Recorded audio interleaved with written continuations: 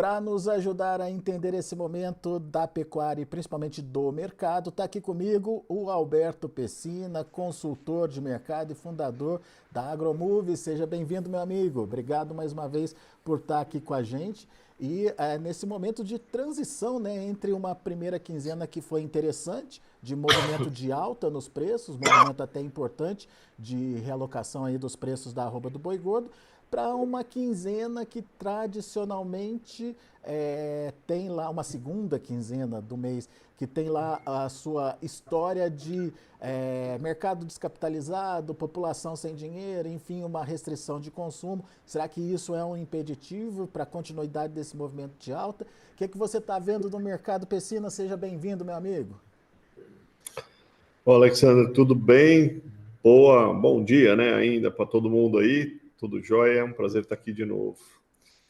Excelente pergunta aí, né, um desafio a gente conseguir ir navegando nesse cenário, né, tão desafiador aí com todos esses novidades, né, mas assim, olhando a curto prazo, né, primeiro eu queria pautar um pouquinho que o abate de julho, né, foi o maior abate do mês, foi o maior volume de carne ofertado do mês, não, do ano, né, neste ano.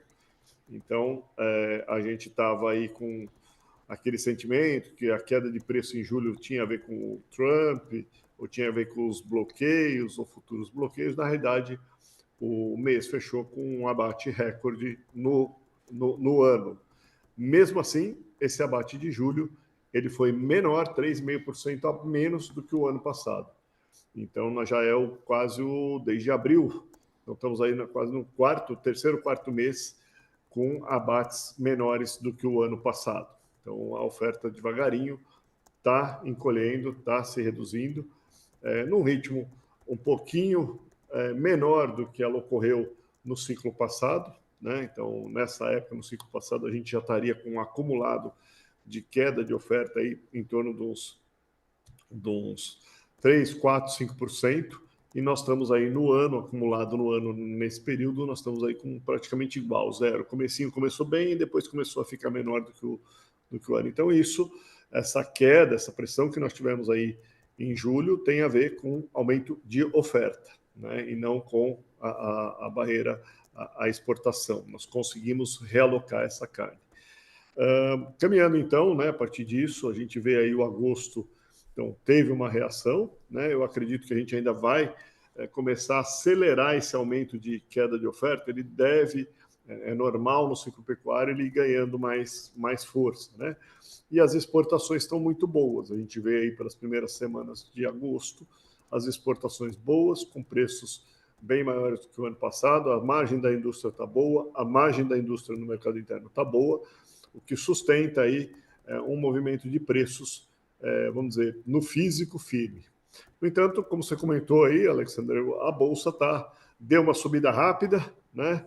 E agora está realizando um pouco desse lucro. Então, o mercado não subiu na velocidade com que a Bolsa havia subido, então ele está realizando um pouquinho desse lucro aí. O desafio agora, né? Segunda semana normalmente é um pouco mais fraco aí o consumo, e aí pelo lado do consumo, né, olhando o consumo no ano, nós estamos com 5% acumulado no ano, menor do que o ano passado, né? Então o consumo sim, porque as exportações estão levando muita carne, mais do que o ano passado para fora, nós estamos aí com um quadro de consumo interno já reduzindo. Comparando ao ciclo passado, nesse mesmo período, nós estávamos com 10% a menos. Então, a pressão altista no ciclo passado, no mesmo momento do ciclo passado, né, que a gente teve, era maior. Então, nós estamos aí começando a pressão para a redução de oferta no mercado interno, que é um dos fatores aí que pode puxar o preço. Então, eu acho que a gente vai ter um pouquinho o mercado aí segunda quinzena, andando um pouco mais calmo, talvez enfraquecendo um pouquinho essa velocidade de subida, mas ele tende sim a ir ganhando força ao longo do ano para poder ir subindo mais um pouco, né? Eu acredito que ele tem sim força para subir. Aí vai depender dessa velocidade da nossa redução de oferta. Esse é o difícil da gente conseguir interpretar. Ela está um pouquinho mais lenta do que a velocidade do último momento igual, né, que foi lá em 2020, ela está um pouquinho mais devagar do que aquele momento em termos de redução, mas acho que ela vai ganhar força, e vai reduzir mais. Bom, então eu acho que o que fica aí de atenção especial para quem nos acompanha, para o pecuarista principalmente, é entender essa chegada da oferta no mercado. Temos, como você bem pontuou, uma sequência aí de queda na oferta, mas ainda assim um volume bastante elevado que precisa ser justificado. Mas, Pessina, você acha que os confinamentos eles não foram é, estimulados o suficiente para trazer mais volume para o mercado? E até que ponto o confinamento pode ser essa oferta oculta aí e interromper ou pressionar os preços nesse movimento de alta? Em todos os ciclos passados, tá? Quando você tem movimentos de alta, o confinamento tende a crescer. Né? Nenhum deles, mesmo em 2020, lá, se você olhar os números dos confinamentos, eles tendem a crescer. Seja vaca, seja um boi magro, enfim, a turma, como o preço está subindo, a turma tende a mandar para os confinamentos para aproveitar aquela alta e vender. Então, o confinamento não é uma referência única para a gente olhar a oferta total de carne chegando ao mercado. Então, apesar da gente ter um potencial aumento, e aí o IMEA já soltou a avaliação que eles fizeram ali em julho da perspectiva de aumento de confinamento, e ela está maior do que a do ano passado. Né? Então, há uma perspectiva, ela está maior. O que a gente tem que observar um pouquinho aqui é o custo da reposição. A reposição é o principal custo dos confinamentos e ela já está num nível bem caro. Né? Ela já subiu para os níveis de patamares historicamente caros. O que é caro uma reposição? Quando ela chega aí na mesma praça, em torno de 15% a 20% mais caro do que a arroba do boi na mesma praça. Então, ela já está chegando nesses patamares em algumas praças. Né? Então, isso faz com que esse boi fique caro, e aí você tem o outro lado, que é a ração. Né? A ração vai representar aí 30%, 25% do custo total. Né? Então, você vai ter aí a ração, que essa sim está barata. Né? Então, as rações, os confinamentos, boitéis, estão com rações baratas. Quem comprou boi o ano passado, está com um ganho bom, vai botar nos confinamentos.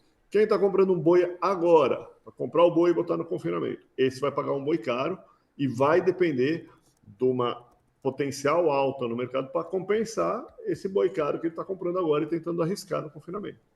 Então, essa é a diferença do mercado. Se o mercado começar a não for, né, esse cara desiste e para de comprar, porque tem ou eu compro e surfo na alta ou não faço mais. Né? Então, para sustentar um volume maior aí de confinamento, nós precisamos que o boi suba, porque o boi atual está muito caro e ele é o principal custo de um confinamento hoje. Quer dizer, não seria um problema de excesso de oferta ou confinamento, então. Mas qual é o cuidado, então, que a gente tem que ter com a oferta em si?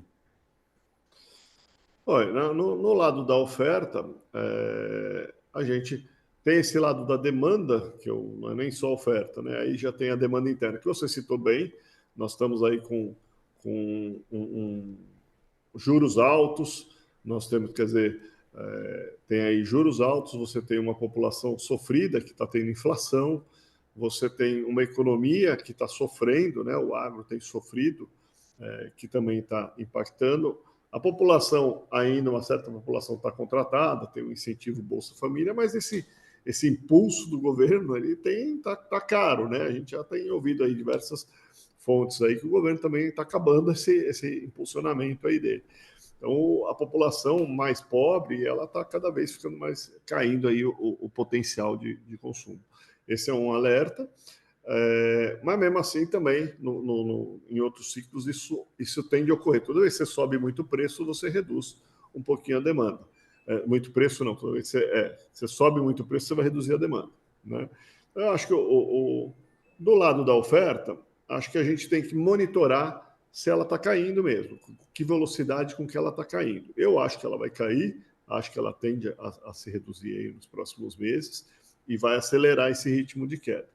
mas precisamos disso e precisamos do mercado internacional se manter firme para também ajudar a enxugar mais, né? Nós precisamos enxugar mais forte o mercado para a gente poder ter essa alta. São dois fatores que a gente precisa prestar atenção e monitorar nos próximos meses. Quer dizer, é uma combinação de oferta em queda, mais demanda forte de exportação, para que no mercado interno a gente tenha aí essa possibilidade de equilíbrio e impulsionamento dos preços. Isso, conforme o preço sobe, você exporta bem e continua. Tem um potencial na exportação? Tem. Nosso boi é o mais barato do mundo. A margem das indústrias está boa. Então, elas vão querer exportar, vão querer botar para fora. Então, tem potencial para. Perdemos um pouco de demanda nos Estados Unidos? Perdemos. Mas o mercado internacional está demandado. Tanto que a gente exportou mais, ou continuamos crescendo nossas exportações, mesmo com o bloqueio. Então, estamos aí, as 2 primeiras semanas do mês de agosto estão mostrando isso. Mercado interno, temos que enxugar mais, precisamos mais. A oferta caiu um pouco e a exportação continua boa para a gente enxugar mais e aí o preço ganha força para subir. Nos ciclos passados, a gente enxugamos mais, quando o mercado subiu com força, nós chegamos a enxugar o consumo em torno de 10%, 12% em relação ao ano anterior. Nós enxugamos a oferta no mercado interno muito forte. Ou seja, a missão agora é entender o que vai sobrar no mercado interno e como esse mercado interno vai compor o preço da arroba do boi gordo.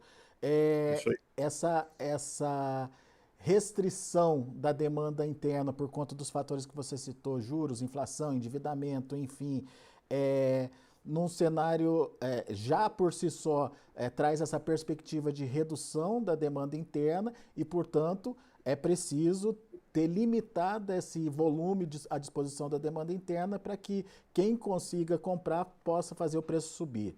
No final das contas é isso, né, Pecina? Isso aí. Muito bem. Agora, qual que é o recado, Pecina, que você passa para o pecuarista que está nos ouvindo? O que ele tem que fazer na prática, ou como ele se protege, enfim, ou como ele acompanha esse mercado? O que você diria para ele nesse momento? Tem que acompanhar o movimento, porque às vezes a grande dificuldade, né, da tomada de decisão, a gente às vezes está monitorando só a nossa praça, né, e fica falando com o vizinho, com outro vizinho, mas não está olhando o que está acontecendo ao redor, né? Então, quando o preço começa, que nesses dias subiu, aí o vizinho já acha que vai subir sempre, o outro também acha, e a gente esquece de olhar o todo, a gente só fala com os vizinhos. E essa visão global, holística, mas um pouco maior, ela nos traz informações importantes, né, que é eventuais enfraquecimentos mais fortes nessa subida. Então, o ano passado, quando nós chegamos lá em novembro, por exemplo, muita gente acreditando em altas mais fortes e tudo mais, que o mercado não ia mais cair. E o mercado estava perdendo força. Já tinha várias praças no Brasil já mostrando sinais de perda de força, sinais de enfraquecimento, né? Então, quando a gente não olha esse todo, a gente acaba perdendo, deixando de passar uma boa venda, né? Ou perde aquele momento, toma uma invertida e deixa de usar, muitas vezes, ferramentas também que podem nos ajudar, como as ferramentas de proteção de preço, né? Então, às vezes eu posso usar o frigorífico como um termo, ou a melhor estratégia, em vez de ser frigorífico, pode ser uma proteção em bolsa. Às vezes pode ser a estratégia lá pode ser maior, né? Pode ser melhor, pode ser melhor do que usar o frigorífico, né? Que o frigorífico vai te travar o preço, dependendo do momento que você está no começo da subida, você travou o preço, se continuar subindo, você vai perder. Aí, nesse caso, se você tem um cenário de potencial, é melhor usar a estratégia de uma proteção com seguro de preço. Se cair, você está protegido, mas se subir, você ganha. Então, essa combinação de estratégias e o momento que você faz essa estratégia, eu acho que é o grande pulo do gato aí, vamos chamar, para os profissionais mais tecnificados aí, porque a gente tende a olhar muito o confinamento, a produtividade, o ganho de peso, mas uma paulada de mercado aí de 20%, 30% acaba com a margem de muita gente, né? Pois é. Esse é um bom alerta até para quem está nos ouvindo, que é preciso ficar ligado no mercado, mas não só olhando, precisa de alguma forma ter a sua estratégia de proteção, ter a sua estratégia aí de participação do mercado. Pessina, meu caro, muito obrigado mais uma vez pela sua participação, muito obrigado por estar aqui com a gente e ajudando a gente a enxergar esses pontos fundamentais de análise aí e que vão orientar a formação de preços. Volte sempre. Obrigado, Alexandre, obrigado a todos aí. Estamos à disposição aí, caso alguém queira conhecer aí a gente. Na Agromove, basta buscar nas redes sociais aí, a gente está à disposição. Isso aí. Abraço, até a próxima.